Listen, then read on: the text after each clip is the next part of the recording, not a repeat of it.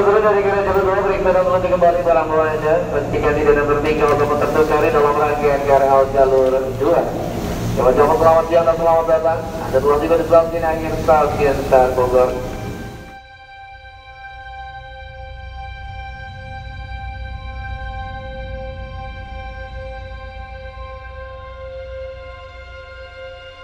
The city of Bogor, or which is often known as the city of rain, always still the heart of tourist, whether domestic or international.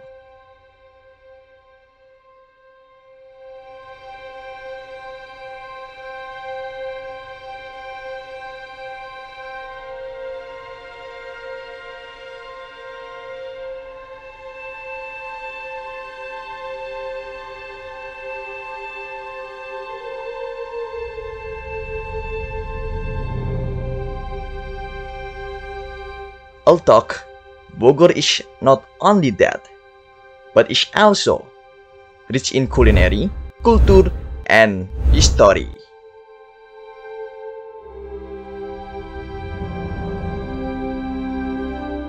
The long history of Bogor is also in accordance with the history of Nusantara.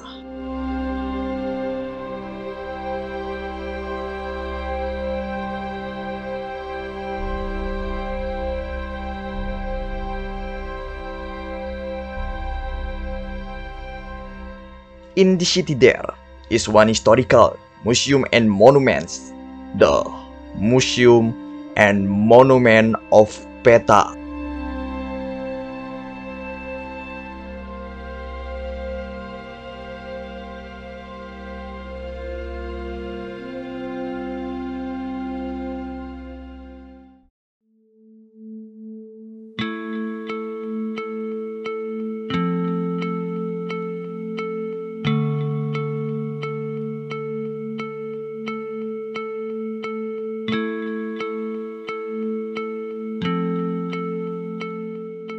Museum Peta ini menempati sebuah bangunan yang dibangun pada tahun 1745. Jadi merupakan bangunan zaman Belanda. Dan Museum Peta ini merupakan bangunan cagar budaya ya, yang tidak boleh dirubah bentuk aslinya. Semula bangunan ini dipergunakan sebagai tempat para pengawal dan pegawai Gubernur Jenderal Belanda. Itu pada masa penjajahan Belanda. Kemudian sejarah mengatakan Belanda berhasil dikalahkan oleh Jepang. Pada tahun 1943, bangunan ini digunakan sebagai tempat pendidikan dan pelatihan perwira peta, yaitu dalam masa penjajahan Jepang. Setelah Indonesia merdeka, bangunan ini kemudian diambil alih oleh pemerintah Indonesia. Dan oleh pemerintah Indonesia dijadikan pusat pendidikan seni angkatan darat sejak tahun 1950. Pada tahun 1993, para mantan tentara peta menginginkan dibangunnya Museum Peta. Oleh karenanya, sebagian dari bangunan Pusdiksi ini dibangun menjadi museum dan monumen peta yang peletakan batu pertamanya oleh Bapak Umar Wirahadikusuma. Dan kemudian museum ini diresmikan oleh Bapak Presiden Soeharto tanggal 18 Desember 1995. Semula museum ini pengelolaannya di bawah Yayasan Pembela Tanah Air. Tapi kemudian pada tahun 2010 Museum Peta ini di bawah kelola Dinas Sejarah Angkatan Darat sampai sekarang.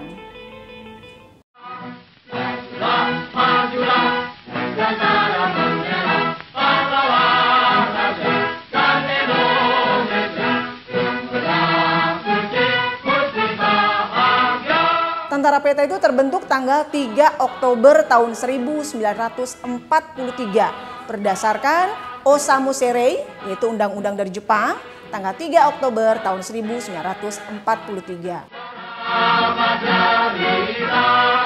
Dibentuknya Tentara Peta itu sebenarnya ada dua tujuan. Yang pertama yaitu bagi bangsa Indonesia tentunya, bahwa Tentara Peta itu nantinya akan dipersiapkan untuk kemerdekaan Indonesia. Sedangkan bagi Jepang, Tentara Peta itu akan digunakan untuk melawan musuhnya Jepang, yaitu Tentara Sekutu.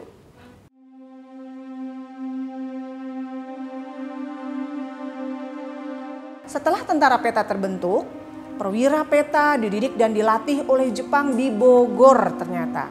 Nah itu dia, kenapa tentara peta dididik di Bogor? Karena memang bangunan ini sudah ada sejak tahun 1745. Maka pada masa penjajahan Jepang ini digunakanlah Bogor sebagai pusat pendidikan dan pelatihan perwira peta. Yang sekolah di Bogor itu ternyata bukan hanya orang Bogor, tapi para pemuda dari Jawa, Madura, dan Bali. Di antaranya ada Jenderal Sudirman, Bapak Presiden Soeharto, kemudian Bapak Umar Wirahadikusuma, kemudian pahlawan revolusi kita, Jenderal Ahmad Yani, kemudian ada pahlawan dari Tangerang, itu adalah Daan Mogot, kemudian pahlawan Bogor, ada Bapak Mama Abdullah Binu, dan masih banyak lagi itu adalah perwira-perwira lulusan dari Bogor yang dididik langsung oleh Jepang. Lama pendidikan di Bogor itu 3-4 bulan. Setelah itu mereka lulus dan kemudian dikembalikan ke daerahnya masing-masing yang meliputi daerah Jawa, Madura, dan Bali. Sebanyak 69 batalion. Jepang bagaimanapun juga memberlakukan Romusa bagi bangsa Indonesia, yaitu kerja paksa. Melihat penderitaan masyarakat Indonesia, maka tentara peta tidak rela. Maka banyak dari tentara peta yang memberontak terhadap Jepang. Dan pemberontakan yang terbesar terjadi di Blitar, yaitu dipimpin oleh Sodanco Supriyadi. Pertempuran ini terjadi pada tanggal 14 Februari tahun 1945. Jadi sebelum Indonesia merdeka, tentara peta sudah banyak yang melakukan pemberontakan terhadap Jepang. Satu hari sebelum proklamasi kemerdekaan, Bapak Soekarno-Hatta dibawa ke Rengas Dengklok oleh tentara peta. Karena pada saat itu Jepang sudah kalah. Peristiwa proklamasi kemerdekaan Indonesia. Karena proklamasi kemerdekaan Indonesia ini tidak luput dari peranan tentara peta. Setelah dari Rengas Dengklok, kemudian Bapak Soekarno-Hatta pulang ke Jakarta. Nah di Jakarta kita merumuskan teks proklamasi dulu kan. Nah di sana di rumahnya rumah orang Jepang. Ternyata rumahnya Laksamana Muda Tadashi Maeda. Pada saat itu yang merumuskan teks proklamasi ada 3 orang, yaitu Bapak Soekarno, Bapak Hatta, dan Profesor Ahmad Subarjo. Yang di situ yang bertindak sebagai pengibar bendera merah putih adalah tentara peta, yaitu Chudanco Abdul Latif Hendraningrat. Kemudian peranan kedua tentara peta itu yang mengamankan wilayah proklamasi, yaitu dipimpin oleh Daidanco Abdul Qadir. Dan yang ketiga yang menjaga telepon, yaitu tentara peta juga namanya Sodanco Arifin Abdurrahman. Maka Indonesia berhasil melaksanakan proklamasi 17 Agustus 45 jam 10 pagi hari Jumat di Jalan Pegangsaan Timur nomor 56 Jakarta. Nanti tentara peta itu dibubarkan oleh Jepang. Tapi kemudian pemerintah membentuk BKR, yaitu Badan Keamanan Rakyat, pada tanggal 22 Agustus tahun 1945. Setelah itu nanti BKR berubah nama menjadi TKR, yaitu Tentara Keamanan Rakyat, pada tanggal 5 Oktober tahun 1945. Nanti TKR berubah nama sampai sekarang menjadi TNI, yaitu Tentara Nasional Indonesia. Jadi bisa dikatakan peta adalah inti BKR dan BKR merupakan cikal bakalnya TNI.